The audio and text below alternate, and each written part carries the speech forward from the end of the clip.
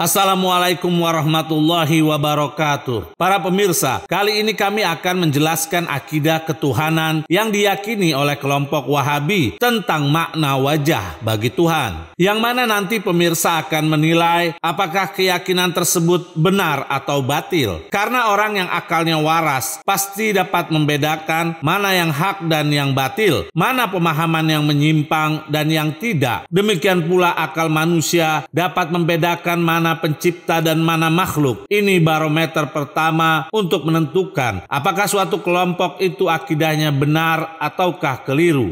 Artinya, akal pasti menolak ketika ada orang yang mengatakan Allah ada kemiripan dengan makhluknya. Namun, kelompok Wahabi yang justru merasa benar ketika mereka mengatakan Allah ada kemiripan dengan makhluknya. Seperti Allah memiliki wajah, hanya saja wajahnya tidak sama dengan wajah makhluk. Sehingga kelompok Wahabi dikatakan mujassimah, yaitu memfisikkan Allah. Dan juga disebut musyabihah, yaitu menyerupakan Allah dengan makhluk. Dan perlu pemirsa ketahui, ini bukan merupakan fitnah, namun bukti ilmiah. Sekarang mari kita lihat pada surat 55 ayat 26-27. Semua yang ada di bumi itu akan binasa, tetapi wajah Tuhanmu yang memiliki kebesaran dan kemuliaan tetap kekal. Ayat di atas mengandung kata wajhu rabbika, yang jika diterjemahkan secara tekstual khas Wahabi akan berbunyi wajah Tuhanmu. Karena kata wajhu dalam bahasa Arabnya memang wajah atau muka. Sebagaimana hal tersebut dijelaskan oleh Soleh Fuzan, salah seorang ulama Wahabi dalam kitabnya berikut ini. Kitab I'anatul Mustafid karya Soleh Al-Fuzan jilid 2 yang diterbitkan oleh Muassasah Ar-Risalah halaman 317.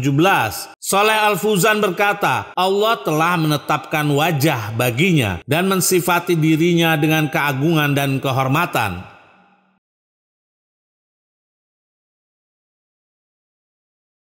Alasan yang sering diungkapkan oleh ulama Wahabi bahwa Allah memiliki wajah tidak lain karena Allah sendiri yang telah menyebutkan dalam firman-Nya tersebut. Demikian pula ulama Wahabi lainnya yaitu Khalil Harras juga menyatakan hal yang sama dalam kitabnya Syarhul Aqidah Al-Wasithiyah karya Khalil Harras yang diterbitkan oleh Darul Hijrah halaman 113-114. Dan firman-Nya, tetapi wajah Tuhanmu yang memiliki kebesaran dan kemuliaan tetap kekal. Harras berkata, kedua ayat ini menetapkan adanya sifat wajah bagi Allah Azza wa Jalla. Dan nas-nas tentang penetapan wajah dalam Al-Quran dan Sunnah tidak terhitung banyaknya. Bahkan dengan dalil ayat tersebut, Khalil Harras menegaskan kekeliruan kelompok yang mentakwilkan ayat itu dengan makna yang lain. Khalil Harras berkata, dan semuanya itu meniadakan takwil kaum Mu'attilah, yaitu yang mengingkari sifat Allah, di mana mereka memaknai kata wajah dengan arah atau pahala atau zat. Apa yang diyakini oleh orang-orang yang berakidah benar adalah bahwa wajah merupakan sifat bukan zat, dan penetapannya tidak mengharuskan Allah tersusun dari anggota tubuh seperti yang dikatakan kelompok mujassimah, melainkan ia adalah sifat bagi Allah sesuai dengan apa yang pantas baginya, sehingga tidak menyerupakannya dengan wajah dan wajah tidak menyerupainya. Dan kaum Mu'attilah berargumentasi dengan kedua ayat ini bahwa yang dimaksud dengan wajah adalah zat Allah Subhanahu wa Ta'ala.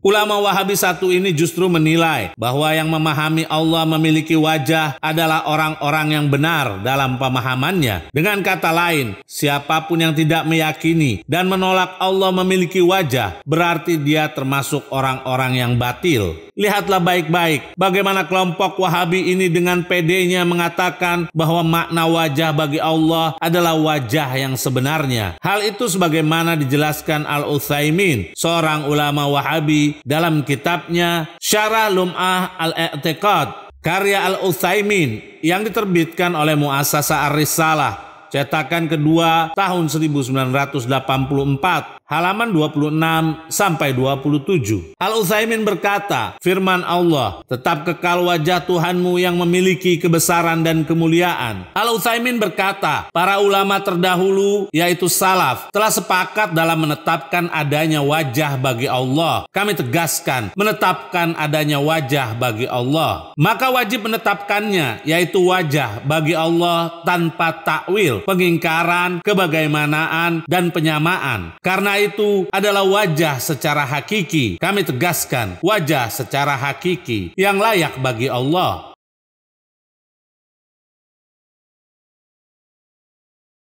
Mari kita simak pernyataan Utsaimin di kitab lain tentang wajah bagi Allah. Dalam kitab Majmu' Fatawa wa Rasail karya Al-Utsaimin, jilid 4 yang diterbitkan oleh Darul Watan, cetakan tahun 1413 Hijriah, halaman 274. Al-Utsaimin berkata, wajah adalah salah satu sifat dari sifat-sifat Allah Zatiyah yang tetap baginya secara hakikat sesuai bentuk yang pantas baginya, dan dalilnya adalah firman-Nya, tetapi wajah Tuhanmu yang memiliki kebesaran dan kemuliaan tetap kekal, sampai kalimat, dan tidak boleh menafsirkan wajah dengan pahala karena hal itu bertentangan dengan zahir lafaznya dan bertentangan pula dengan kesepakatan kelompok salaf, dan tidak ada dalil untuk itu.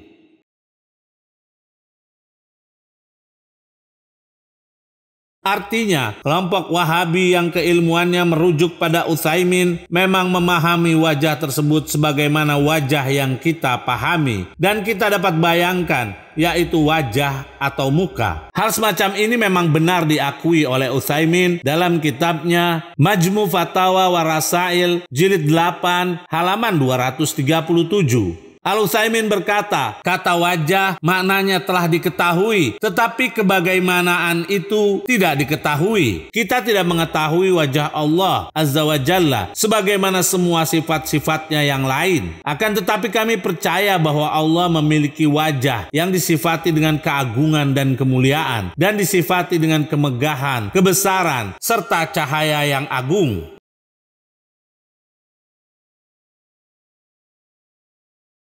Mari kita simak pernyataan Utsaimin yang lain dalam kitab yang sama, jilid 8, halaman 241 sampai 242. Al-Utsaimin berkata, prinsipnya bahwa kata wajah yang disandarkan kepada Allah adalah wajah Allah yang merupakan sifat dari berbagai sifat baginya. Tetapi mengenai itu, para ahli tafsir berbeda pendapat mengenai firman Allah Subhanahu wa Ta'ala, dan kepunyaan Allah lah timur dan barat, maka kemanapun kamu menghadap, disitulah wajah Allah. Surat Al-Baqarah ayat 115.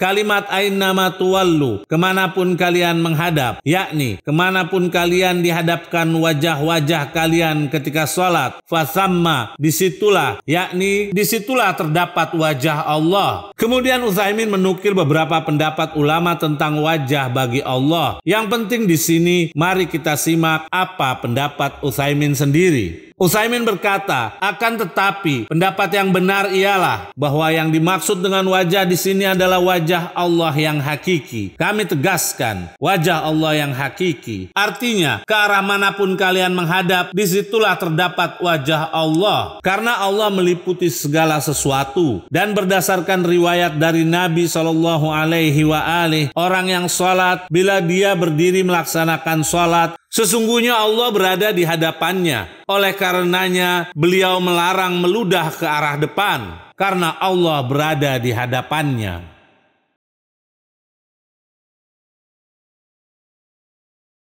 Pernyataan Utsaimin tadi, jika kita menghadap ke arah manapun, di sanalah ada wajah Allah. Yang aneh, dengan dalil bahwa wajah Allah meliputi segala sesuatu. Silahkan para pemirsa bayangkan, seperti apakah wajah Allah? Astaghfirullahaladzim wa na'udzubillah min dzalik. Dengan demikian, menurut Utsaimin, Allah memiliki wajah, hanya saja wajahnya tidak sama dengan wajah-wajah yang lain. Ini akidah yang sangat menggelikan yang mereka yakini. Karena bagaimanapun juga sekalipun wajahnya Allah tidak sama dengan wajah-wajah yang lain, tetap saja Allah memiliki wajah. Lantas di mana perbedaannya dengan makhluk? Begitu pula ulama Wahabi yang lain di dalam mengomentari wajah wajah bagi Allah. Dalam kitab Majmu' Fatawa karya Ibn Baz, jilid 3 yang diterbitkan oleh Darul Qasim, cetakan pertama tahun 1420 Hijriah, halaman 61. Ibn Baz berkata, Muhammad Ali As-Sabuni tahun 1921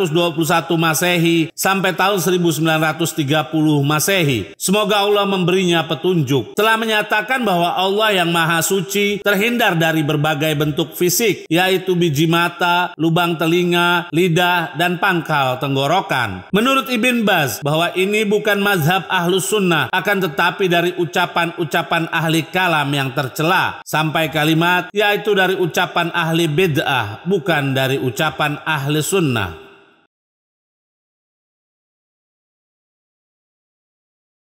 Perlu pemirsa perhatikan pernyataan Ibn Baz di atas tadi. Dengan kata lain, jika kita ingin mensucikan Allah, maka kita harus meyakini bahwa Allah memiliki fisik, biji mata, lubang telinga, lisan, dan pangkal tenggorokan. Sementara kita selalu mendengar dari para ustadz Wahabi bahwa kita harus mensifatkan Allah dengan apa-apa yang Allah sifatkan bagi dirinya sendiri. Pertanyaannya sekarang, bagi kelompok aneh ini, di mana ayat atau riwayat yang Allah mensifatkan dirinya memiliki biji mata, lubang telinga, lisan, dan pangkal tenggorokan? Ini sangat jelas bahwa Ibn Baz dan para pengekornya memang telah menyamakan Allah dengan makhluknya. Namun kaum Wahabi selalu tidak mengakui bahwa akidah mereka telah menyamakan Allah dengan makhluknya dengan kalimat wajah Allah tidak seperti wajah makhluk. Di antaranya Allah Subhanahu wa taala memiliki wajah, tadi kata Nabi sallallahu alaihi wasallam, fa inna Allah harrama 'alan nari man qala la ilaha illallah yabtaghi bidzalika wajha Allah. Sungguhnya Allah mengharamkan neraka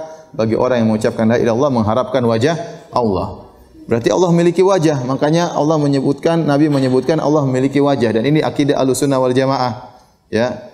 Wajah Allah sangat indah, dan di puncak kelezatan pada hari kiamat kelak di surga adalah melihat wajah Allah Subhanahu wa taala. Kita tanyakan kepada para ustadz Wahabi, ketika mereka mengatakan Allah memiliki wajah yang hakiki, apakah wajah Allah tersebut seperti wajah kita atau tidak? Mereka akan menjawab, wajah Allah tidaklah seperti wajah-wajah yang lain. Jika demikian, wajah yang tidak seperti wajah-wajah yang lain tadi, apakah dapat dikenali atau tidak? Jika mereka menjawab tidak dapat kami kenali, berarti mereka tidak mengenal wajah Allah, karena mereka yang mengatakan tidak seperti wajah-wajah, sehingga wajah Allah di hadapan mereka tidak diketahui, sekaligus menunjukkan bahwa mereka tidak mengenal Allah dan ibadah mereka tanpa makrifat alias kebodohan. Jika mereka mengetahui wajah Allah seperti di dalam hadis bahwa di hari kiamat mereka akan mengenal Allah dan telah melihat bentuknya, dengan demikian sebenarnya mereka mengenal wajahnya dan meniscayakan wajah Allah berupa anggota tubuh sama seperti manusia. Semua keyakinannya ini memang hanya diambil dari satu sumber, bermuara dari satu guru, bersambung pada satu orang yang bernama Ibn Taimiyah. Lihatlah bagaimana pernyataan Ibn Taimiyah di dalam kitabnya Bayan Talbis Al-Jahmiyah, karya Ibn Taimiyah, salah satu ulama rujukan kelompok Wahabi, jilid 1 yang diterbitkan oleh Mujamma' Malik Fahad tahun 1426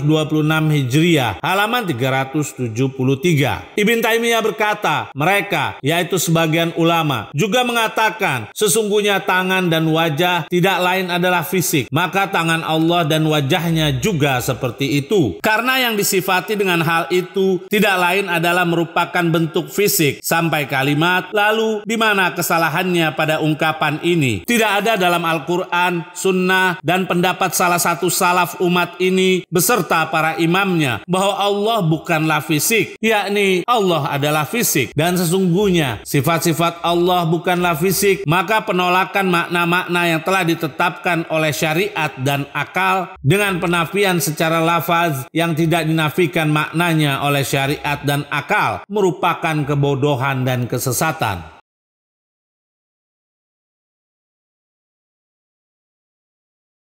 Maksudnya, yang menafikan Allah dari fisik mereka adalah orang-orang bodoh dan sesat. Pada awal dakwahnya, kelompok Wahabi ini hanya membahas bid'ah, syirik, dengan menyalahkan amaliyah muslimin seperti maulid, ziarah kubur, dan lain-lain. Mencuci otak awam dengan alasan tidak ada dalil dan sebagainya. Andai saja mereka berdakwah langsung tentang akidah ngawurnya, pasti mereka mendapatkan penentangan dan pengusiran dari kaum muslimin. Seperti yang telah dialami oleh gurunya sendiri, yaitu Ibn Taimiyah. Dalam kitab Al-Jauharul Munazzam, karya Ibn Hajar Al-Haytami, salah satu ulama Ahlus Sunnah, yang diterbitkan oleh Dar Jawami Al-Kalim, halaman 29-30. Ibn Hajar Al-Haytami berkata, sehingga para ulama yang sezaman dengannya, yaitu dengan Ibn Taimiyah, bangkit dan melaporkan pada pemerintah untuk membunuh atau memenjarakan dan menyiksa.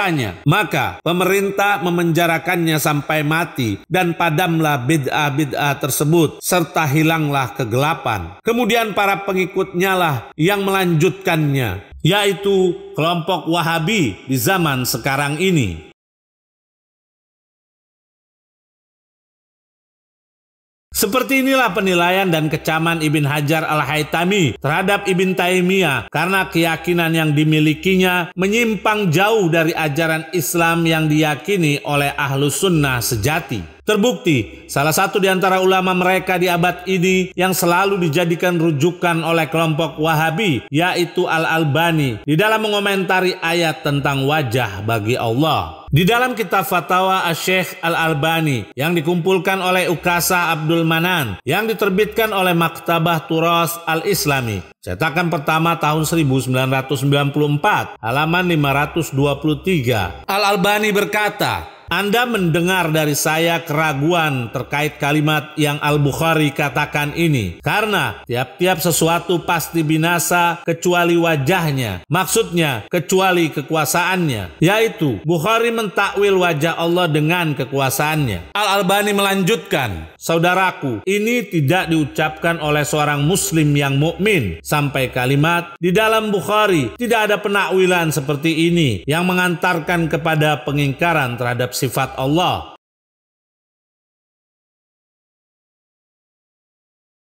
Sekarang mari kita lihat apakah betul Imam Bukhari tidak mentakwil wajah bagi Allah dengan kekuasaan. Dalam kitab Sahih Al-Bukhari yang diterbitkan oleh Dar Ibn Katsir, cetakan pertama tahun 2002, halaman 1197. Al-Bukhari berkata di dalam surat Al-Qasas, semua akan binasa kecuali wajahnya, maksudnya kecuali kekuasaannya.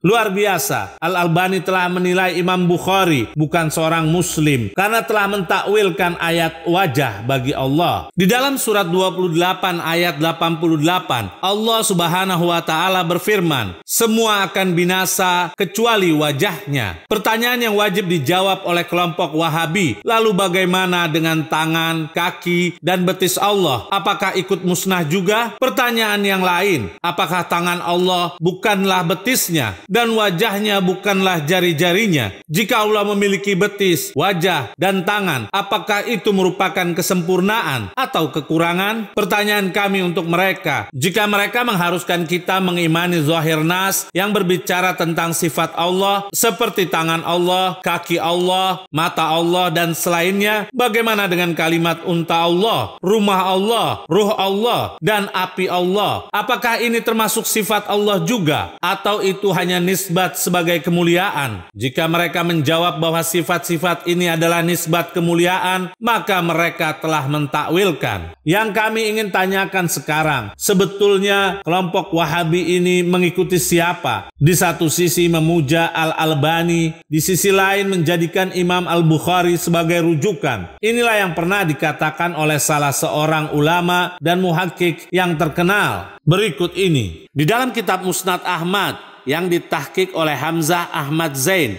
jilid 17 yang diterbitkan oleh Darul Hadis Kairo, cetakan tahun 1995, halaman 43. Hamzah Ahmad Zain berkata dalam catatan kaki, sampai pada kalimat, kami tidak mengetahui apa mazhab mereka. Maksudnya Wahabi. Mereka terkadang mengaku bermazhab Hambali, terkadang mengaku tidak bermazhab dan tidak mengikuti mazhab Hambali. Mereka pun telah menyelisihi Imam Az-Zahabi, padahal dia bermazhabkan Hambali. Mereka tidak mengikuti mazhab yang jelas agar dapat dikenali. Mereka di dalam bermazhab seperti ular. Kami tegaskan, mereka di dalam bermazhab seperti ular.